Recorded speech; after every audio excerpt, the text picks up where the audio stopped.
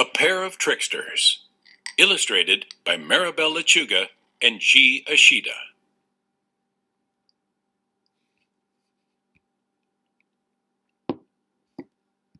The Fox and the Crow by Aesop. A fox once saw a crow fly off with a piece of cheese in its beak and settle on a branch of a tree. "That's for me, as I am a fox," said Master Fox, and he walked up to the foot of the tree. "Good day, Mistress Crow," he cried. "How well you are looking today! How glossy your feathers! How bright your eye! I feel sure your voice must surpass that of other birds, just as your figure does. Let me hear but one song from you, that I may greet you as the Queen of Birds."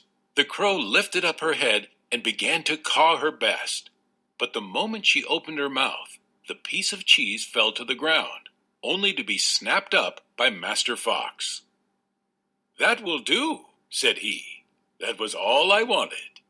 In exchange for your cheese, I will give you a piece of advice for the future. Do not trust flatterers." Raven and Crayfish by John and Caitlin Matthews. Flying home to his nest one day, Raven spied a succulent crayfish swimming in the lake below. He swooped down and caught the fat crayfish in his beak, thinking of the feast he would have when he came to his treetop home. Crayfish was terrified. Knowing that she was seconds away from becoming a raven's dinner, she began to speak as calmly and sweetly as she could. "Oh, great and powerful Raven, I'm so pleased to meet you. You know, I had supper with your father and mother a little while ago. What a delightful couple."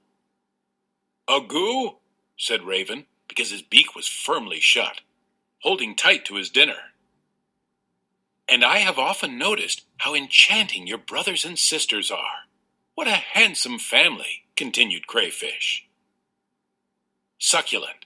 If food is succulent, it is juicy and tasty. Agoo," said Raven, his beak clamped shut, looking forward to supper time.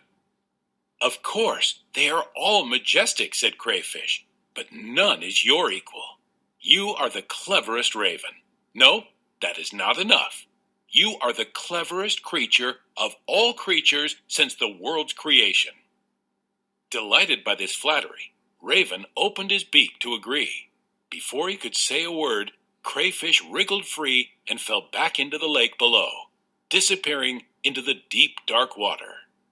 That night, the cleverest creature of all creatures since the world's creation had to go without his dinner. Clamped. When something is clamped, it is closed tightly.